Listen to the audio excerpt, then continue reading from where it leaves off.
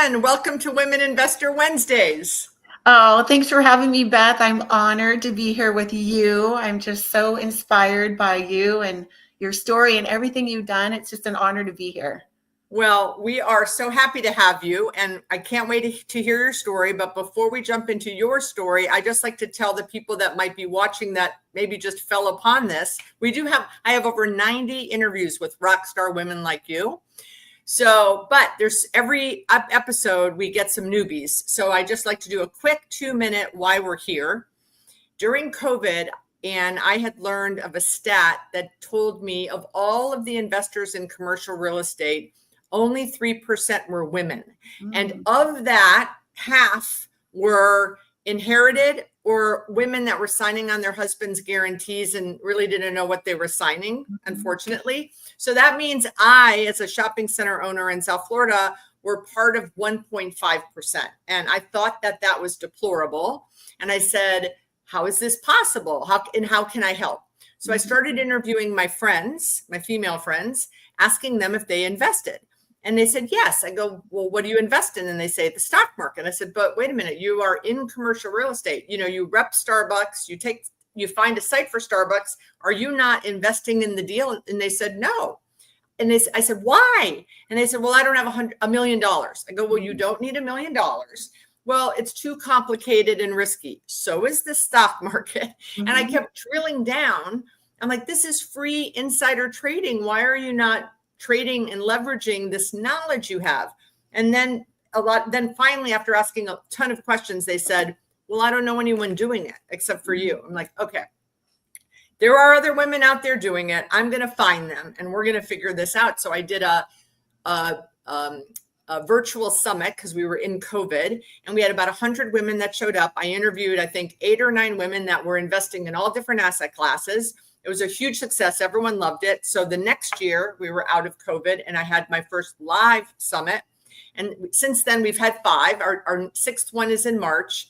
But we cap it at 250 women because of the intimacy in the room. What's happening now is women are investing with each other, which I love. But as much as that's growing my mission, it's not also getting to the masses. So that's when I said I could do a podcast and interview women like you, Ann, every Wednesday night live at 7:00. And we started it like a few years ago. And now we're, like I said, I think we're over 90. So amazing. So great, Beth. And you are the woman to learn from. I mean, if anybody can learn from someone like you, I mean, you inspire me. You're aspirational as well with everything that you've done. And I know you are an activator. So if anybody's going to do it, Beth is going to do it. So I'm I'm behind you. And I agree. More women need to be investing. That is an incredible stat. I can't hardly believe that it's that low, but we need to do everything that we can to increase the number because women are powerful in the investing space. We may be at a minimum, but we are powerful. We are absolutely powerful. Now you are in Tacoma, Washington. Yes, right? I am. And you own a brokerage firm, right? I have a team, a team of agents. We are in the residential space mostly. I have apartment buildings and I've built apartment buildings, but we are mostly in the residential space. Do you see a lot of women investors we're going to get to your story about investing, but I was just curious, like I had a lender on recently and I said, how many women do you lend to that aren't, spouses of their husbands? And they said none. Yeah, I would say for every 10 men, there's probably 1 woman. And I do feel like there's enough coaching programs and mentorship programs out there now. And with your help and exposure and podcasts, I think that's helping to change things. But I think, we're still in a minimum and I think there can be room for growth and improvement there. Our group we do free events, here in Tacoma because I too am one that, real estate has been so amazing for me and my family that I want more people involved and I think they should be involved. And sometimes they just don't, like you said, they just don't know anybody. So if you have somebody that's cheering you on and say, hey, follow me, I will show you the way. Sometimes that's the game changer. And that's all women need is I just need somebody to follow. which I think, and that kind of goes to the start of your story. But before we get there, we were talking before the podcast started, and you said something that I wrote down that is absolutely true. And I never thought about it in the era when we started. So I started in the 90s, you started in the 90s. You said we had books and we had people, right? There were no podcasts. There were no coaching programs. No. BiggerPockets was not around. There were not people saying, we will teach on the internet. We'll teach you how to do it. We had books at the library, right? Yes. There was not even, Amazon wasn't around. So Amazon wasn't around. We had a library. We had people we knew, and maybe a late night infomercial. Remember Carlton Sheets back then? Yes. That's the era that Beth and I both started in the 90s. I mean, the internet was just kind of coming on the scene. Yeah. And so so people have access to so much now. But I do, Beth, I mean, you do a great job in this, and that you just say, hey, just come with me. I will help you from step 1 to step 2 to step 3. And I always say to people, the podcasts, all of that stuff is great for understanding strategy, but it's not great for, giving you your own strategy. That's different. We can learn something, but until somebody sits us down and said, okay, Susie, here's what you have to invest. Now do this, then do that. And then when you're done with that, come back to me and we'll lay out the rest. So I think that's the space that you're so good at, and that I try to fill as well, is just that individualized, this is what we're doing next. Because I think that's where people get frozen, because they want to invest. They want to own shopping centers. They want to own multifamily, but it's just, how do I get there? And so how you got there is you met a person. So tell everyone, you were a teacher. I was a teacher, went to college. My dad told me I'd be a good teacher. So that's how I chose that path. I'm a compliant little middle child. So I thought if my dad thinks I'll be a good teacher, that's what I'll do. So finished school, started teaching. I made $5 an hour. Beth, I taught until I had my first baby, my son. He was 8 weeks old. I remember exactly where I was sitting on the couch holding him. And it was just like this realization that at $5 an hour, how am I going to get this kid through college? And, that might be a crazy thought. He's only 8 weeks old, but I think about the future. My husband is in social work. And on a social worker's salary, I think he was making $12,000 a year. Then when we started investing, he was making $14,000 a year. And so, we had to bootstrap our way, but I had this realization, I got to do something different. And it was interesting because right then and there, real estate, it just came into my brain. And I didn't know anybody that did it. But now fast forward, it was about a year later, I was at a women's group. So go women's groups where you can just meet amazing people. And this gal sat down right next to me, and I do what I normally do. And I just say, hi, I'm Ann. What's your name? And she introduced herself. And I said, tell me about yourself. Are you married? She said, oh yeah, I'm married. And I said, oh, what does your husband do? And she said, well, he manages our rentals full time. And I said, what do you mean by that? And she said, well, we have 50 single family rentals and he manages them that for full time. And I said, you mean that's a thing? Like somebody that's what he does? And she said, yeah. And there was just something that clicked inside me. And I said, would you please introduce me to him? And the next day we got together for coffee, and that began this 7-year mentor-mentee relationship. But I wasn't a freeloader. I came to him and I said, Dan, I will clip hedges. I will sweep floors. I will clean toilets. Just would you tell me how you got to where you are and how I can do that too? And, there's something inside people that have come to a certain amount of success. They want to give back. And I know, Beth, you're the same way. And it's what I strive to do now too. You want somebody just to say, would you show me how to do that? And he was a wonderful mentor. He showed me how to buy my first little house, $60,000 in Tacoma, Washington. And he taught me basically the BRRRR strategy, which if you've listened to any podcasts, you've heard that. Buy, remodel, put a renter in there, refinance, get your money back out, and then repeat. And so I bought a little $60,000 house. I fixed it up on my own because I had no cash. I didn't have anything to work with. I borrowed the down payment from my aunt and I fixed it up. It took me 9 months. I came home every day with paint in my hair. I mean, it was lovely. And I got that little house done. I put a renter in it. It was cash flowing. I refinanced. I got what little tiny cash I borrowed from my aunt. I got that back out. And then I had some success. And I was like, wow, okay. Everything that Dan had taught me I was doing, I just needed somebody to take me by the hand and say, here's all the steps. I'm going to be with you every step of the way. And once I did it once, I was like, I can do that again. So Dan helped me find my second house. And those turned into, at my height, I own 300 units. I've sold off a few in the last couple of years because we're repositioning some of our assets. But that turned into flipping houses because I would run out of cash after accumulating a few rentals. I'd have to sell one.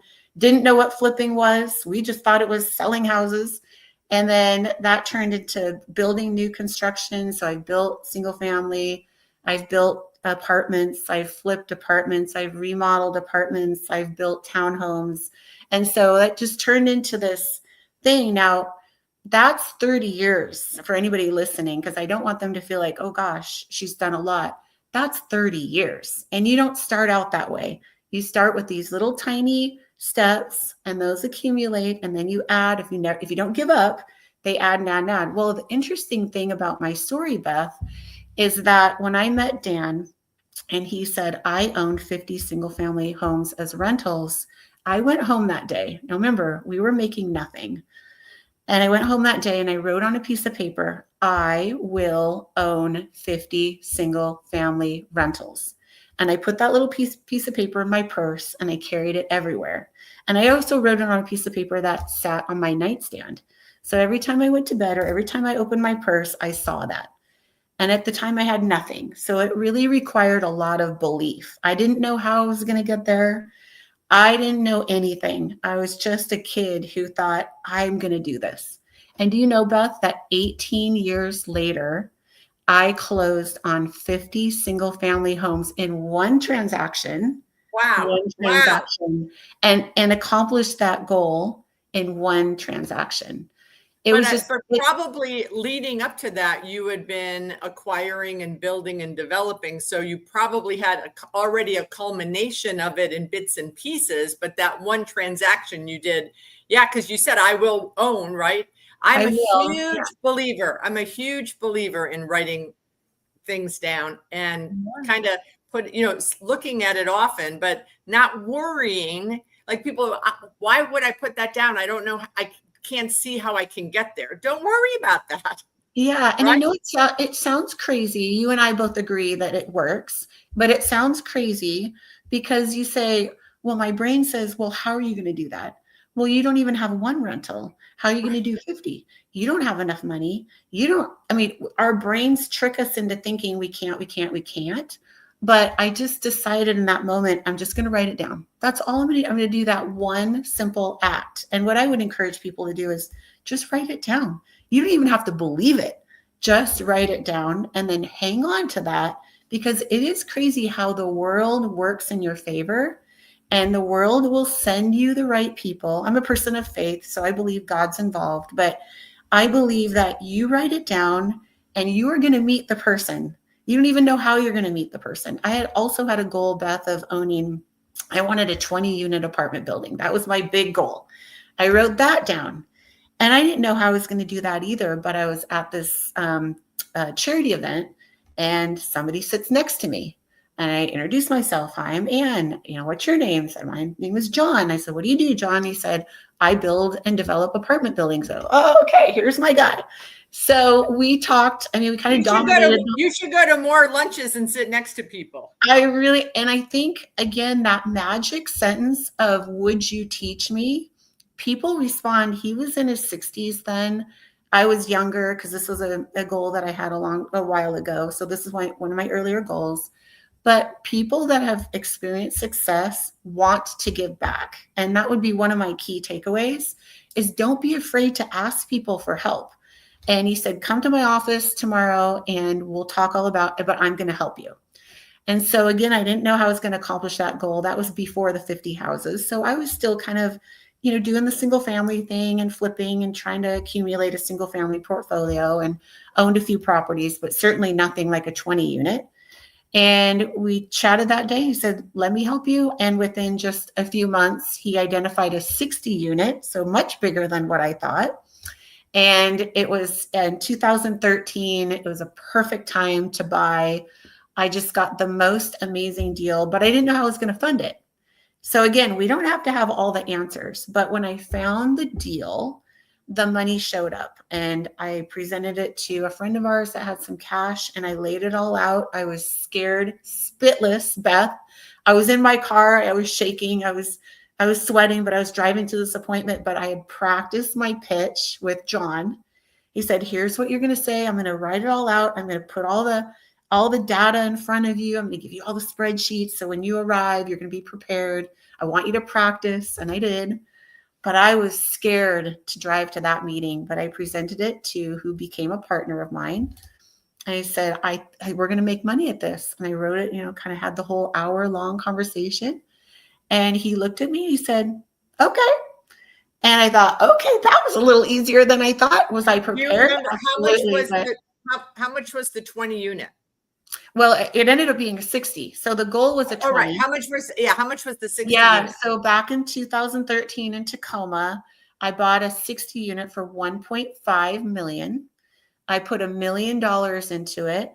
And Beth, we got an appraisal after the repair for 4 million. So we were able to pull all of our cash back out.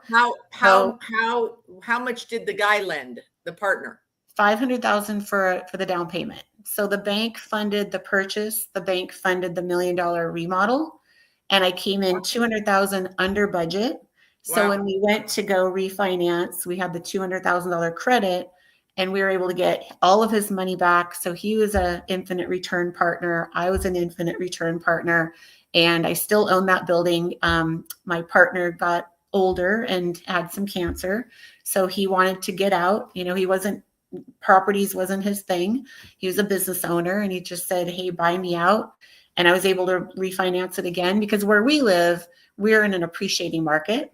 And I bought it right in 2013. And I think what's happened ever since. Right. The prices increase. And so what was your deal with him when it was just the two of you? Yeah. So he put up all the cash. I did all the work. So I found the deal. I managed the $1 million remodel, which to me back then was a big deal, because I was in the single family space, and, doing $1 million remodel was my version of some growth. Right. But it went out without a hitch. It was amazing. I came in $2,000 under budget. And so we did a 50-50. So he brought the cash. I did all the work. We split the rents 50-50. We split the equity 50-50. And it was just, I know all partnerships aren't awesome. I got a great partner, and I made him a lot of money. We actually refinanced twice after that. The second refinance, I think we pulled out 800,000 and split that. So he got all his cash back. He got another 400,000. Then when I bought him out, he got another $1 million. But that building is worth quite a bit more than what I bought it for. So I think that's been part of our family's wealth play, is owning that building. It was an affordable building. I don't know how much you want to get into this, but what is your portfolio made up of now? Yeah, so I own 4 apartment buildings. The 60 unit is my largest. I have a 21 unit. So where I live, Beth, if you're not an industrial buyer, so like an insurance company or, some of these big boys, we're mom and pop. That's where we have an older city, really built in the 1800s, early 1900s. So to go get new product, you're basically going way out of our city.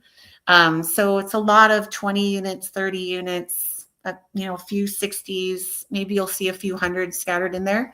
So I've really decided that my expertise would be in that mom and pop space.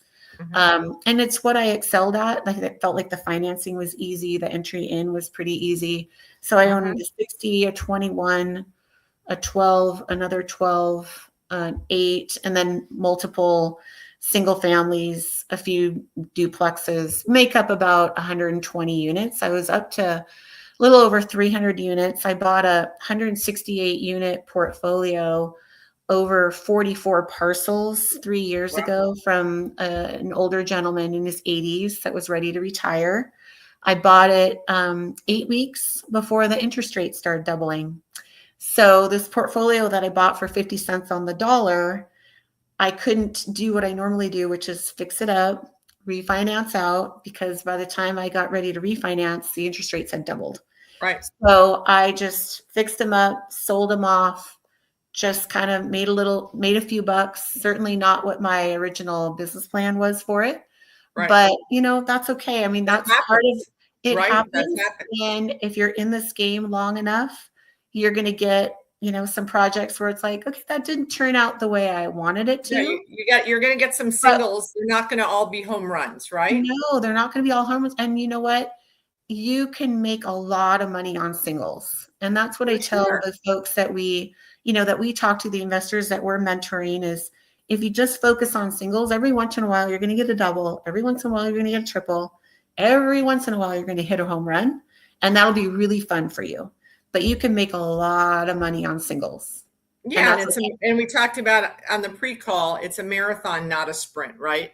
Yeah, absolutely. So Yeah. let's talk about how you're encouraging the next generation with your daughter. Mm-hmm. But because so the conference last year we had 11 mom and daughter team, Oh, couples at the summit, which amazing. and I think the youngest was 13, and I Oh, think it's the beautiful. oldest was probably 40, and came with her Oh, mom, and she was 70. oh, I love that. I think it's just such a beautiful thing for a mom to be able to encourage her daughter, a girl, and get involved as early as you can. If you're listening to this and you're not sure and you're young, the sooner the better, And I think my daughter, even being 30, she's like, gosh, I wish I would have started a little earlier, but she's 30. She owns 3 properties so far. We're working on her 4th. Tacoma just allowed DADUs in backyards. Those are detached accessory dwelling units, which is basically, if you think of a cottage in a backyard, just since January. So we've been really excited about buying up these little houses in really prime areas and adding the DADUs. And now we can do 2 DADUs in backyards. A lot of states are very, they're way ahead of us in that. Seattle's been allowing it for 5 years. We're a little sleeper town to that, so we're super excited. But Beth, because I had a mentor that at an early age, when I would call myself least likely to succeed in real estate. First of all, when I got started, I literally had people say, "You're a woman, you're never going to survive." But you know what that did to me? It made me want to do it even more. I was like, really? Okay, I'm going to show you. So I think it empowered me even more. I think that would, completely take some people out, and they would listen to that crazy voice that tells them they can't do it. But because I was a woman, because I had no money, because I had a mentor, I am so passionate about bringing people along and telling them, hey, listen, first of all, you can do this. If I can do it, you can do it. I was making $5 an hour. Second of all, I want to be that person that not only shows you that you can do it, but shows you the way. So we'll do free events in my city 4 times a year. We'll just rent out a place and we'll do something on DADUs. We'll do something on multifamily, new construction, how to buy your first rental, how to find the financing. I mean, all the little pieces to get them thinking. And then we offer free 15-minute calls with me just to start to work on their personal strategy.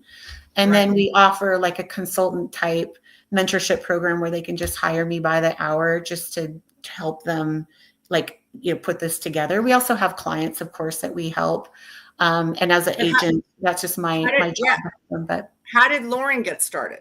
Did she so come Lauren to you and say, hey, Mom, I want to buy my first deal? Or Lauren is my 30-year-old daughter. She has a PR background. So she worked in LA with a big PR firm for 5 years after college. And then when COVID hit, She had 2 roommates in a 3-bedroom apartment, but they all got sent home to work from home. So it was 3 girls on one couch, all trying to do their stuff. And she called home and just said, can I just come home for a couple weeks? And I'm like, absolutely, come home. I'd love to have you. And that couple weeks turned into a year because COVID went way longer than we thought it would.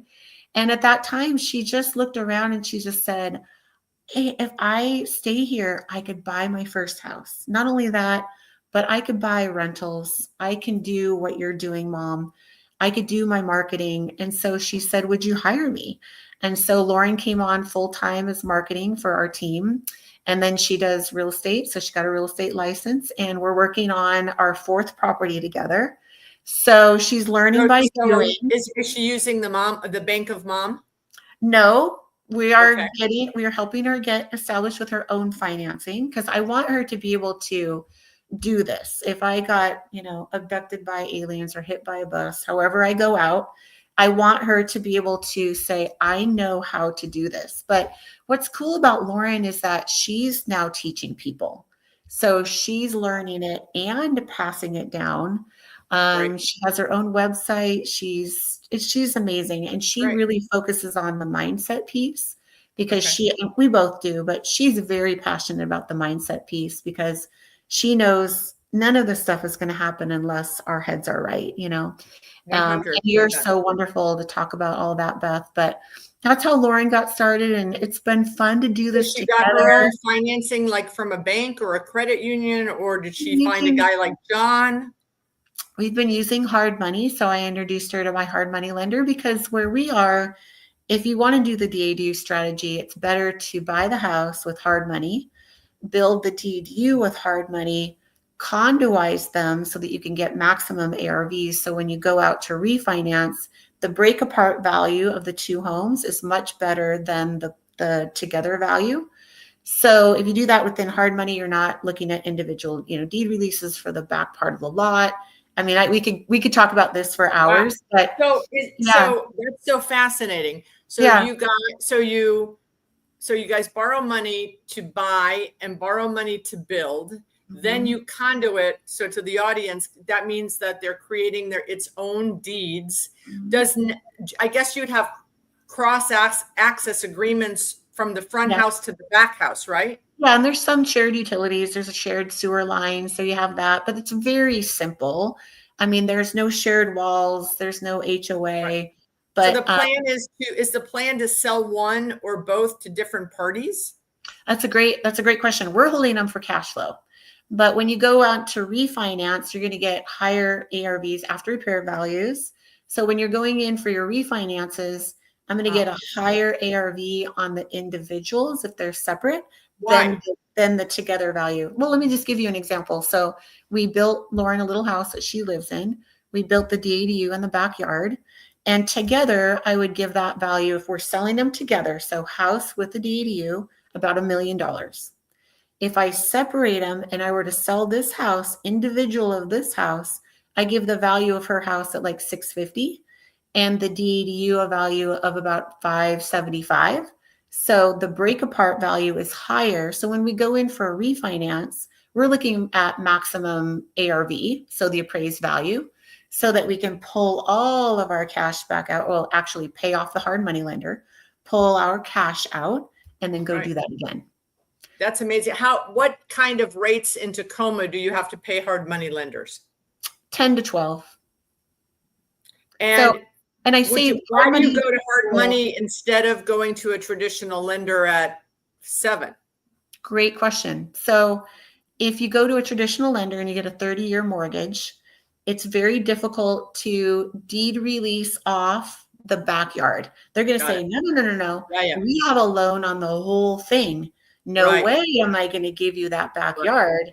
So it's just hard money is a tool. Yes, is it expensive? Yes, but it's a hammer, right? If you need a hammer, it's flexibility, and it's the way to get it done, because the hard money lender says, hey, listen, as long as you pay me back, I don't care if you separate off the backyard. Who cares? You're paying me off in 6 months anyways. A traditional lender is not going to let you do that. They're going to say, no, nope, sorry. Okay. Yeah.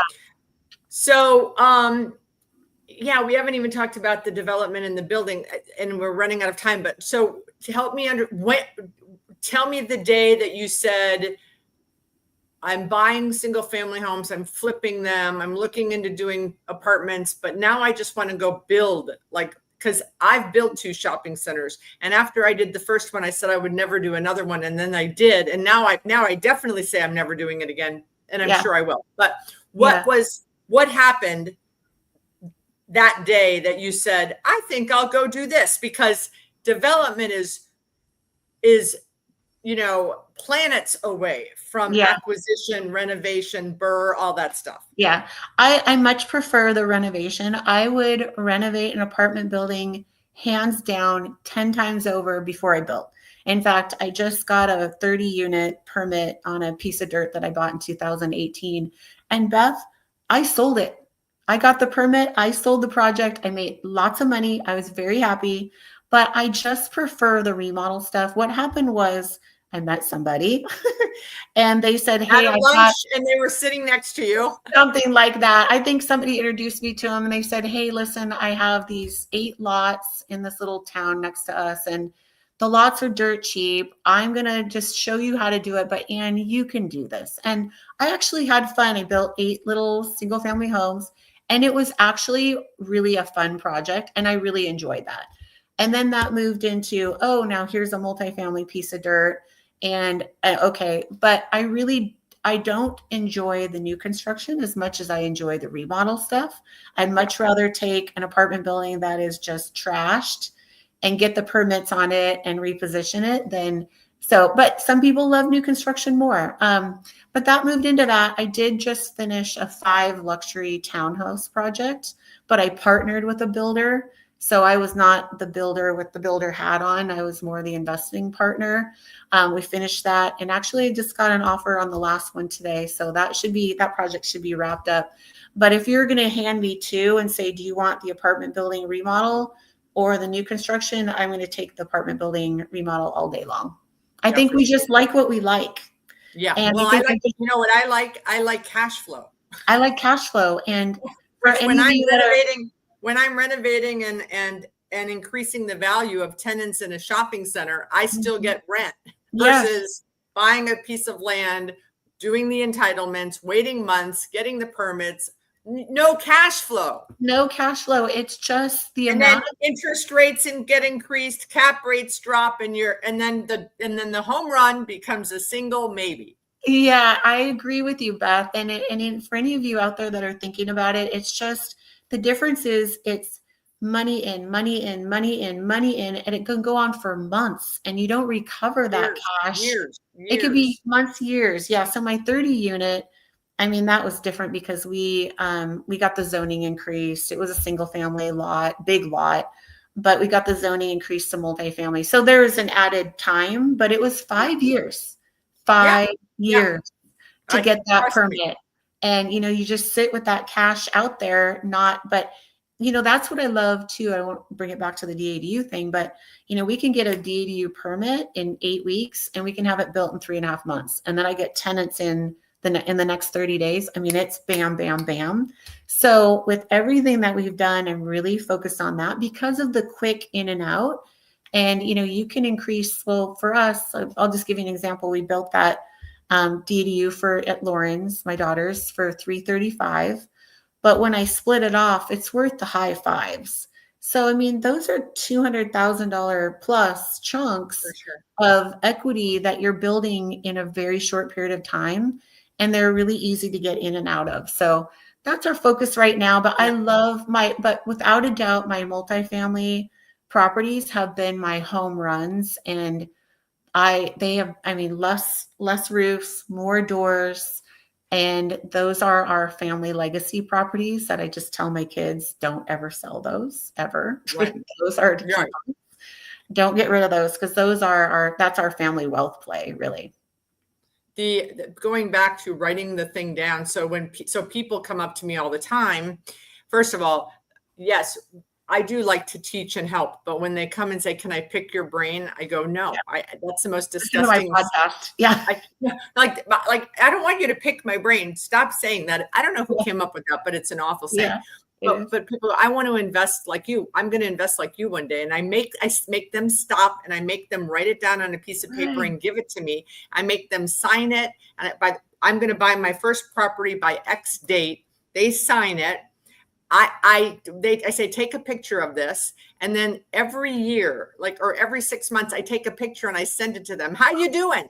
How you doing on that? Oh, I'm going to borrow that from you. And I love many of them forget that they did it, but there's two guys, brothers, and they wrote it down.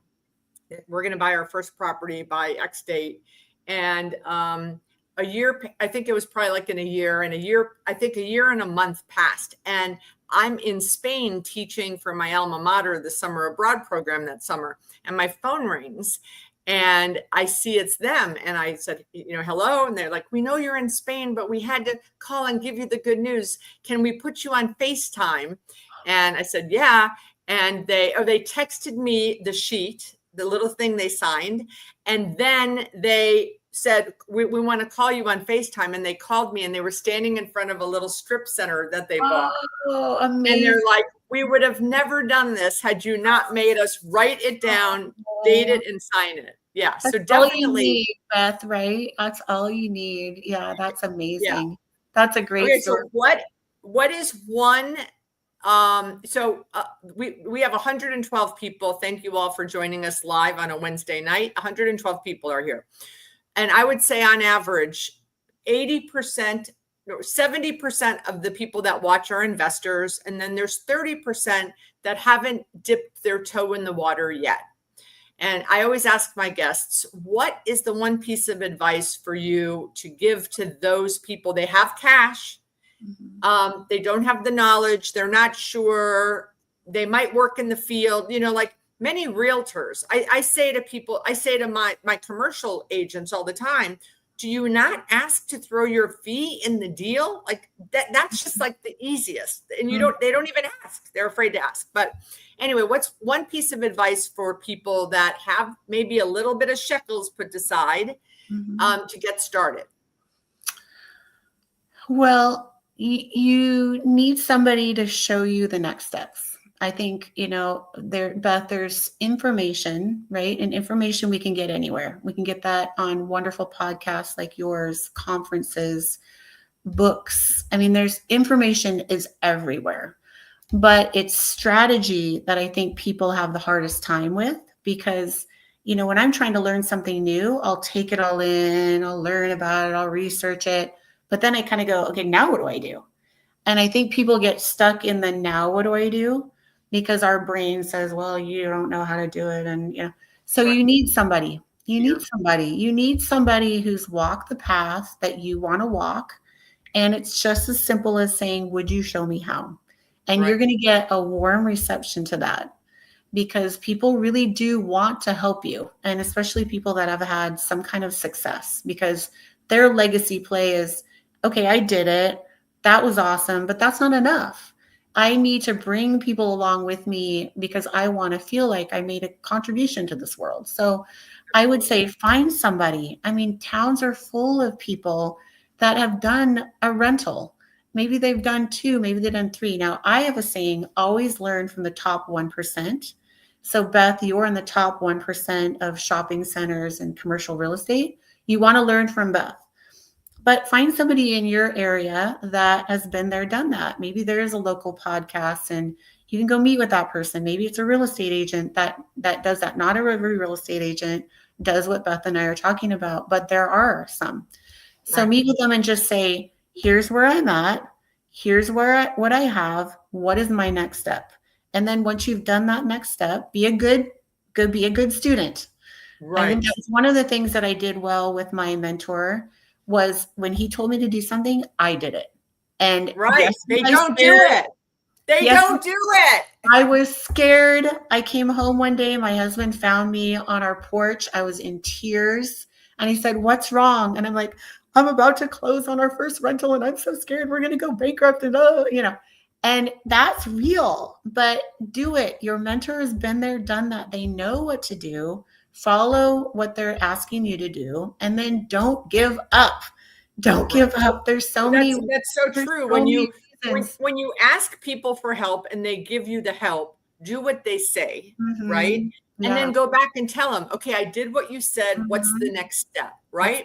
yeah. But many people, they just, well, how do you do it? And then you tell them, and then you either never hear from them again, or they say, and they give you 10 excuses of why they can't do what you just told them to do. And Yeah. that does get frustrating for people that get asked a lot. So my friend Liza Bresson said, love it. Great stuff. And thanks for sharing. Oh, you're so welcome. Yeah, I think the doing what your mentor tells you is just food for their soul. You're just going to want them to give back more to you. I have a great story about one of my early kind of mentees. He and his wife were on food stamps, Beth, Oh, and they had one car. They were driving, the spouse was riding her bike to work. And they said, Anne, help us. And I said, absolutely. We're going to find you. We're going to get you into your first house. And they got down payment assistance and they bought their first house and we closed on their first house. They never thought it was possible. They were over the moon excited. And I was giving them their keys and I said, hey, listen, this is a great starter home. And it's so fun to hear them tell the story. They said, when you told us it was a starter home, we were like, wait, what? This is our forever home. And do you know that they own 8 doors and they have $3 million worth of equity today? They went from food amazing. stamps and riding their bike to work to having over $3 million. And they were wonderful students.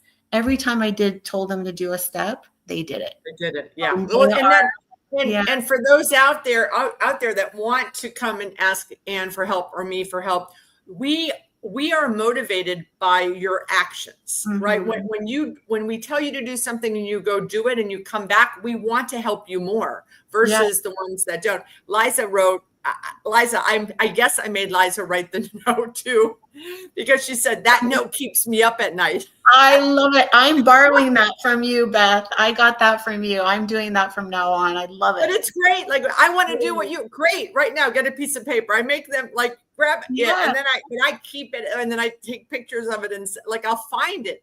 I'll find it in my desk drawer. Oh, Gabe, I need to reach out to Gabe. How you doing with this girl? I love it. I'm doing that. I am borrowing that from Well, you. and it's been such a pleasure. I'm so glad Lauren, your daughter, reached out to me. Now we are friends, We and are friends. maybe Yes, we'll see you and your daughter at a future summit in March in Fort absolutely. Lauderdale. We I would just love opened, that.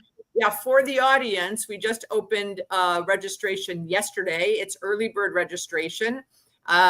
So check it out at bethazor.com. Sign up for the conference. I think it'll be sold out in the next 45 days. Wow. Awesome. That's So it's so very great. exciting. So maybe we'll Can't see you wait. there. And Uh, if anyone wants to get in touch with you, what's the best way? Follow us on Instagram, Ann Curry Homes.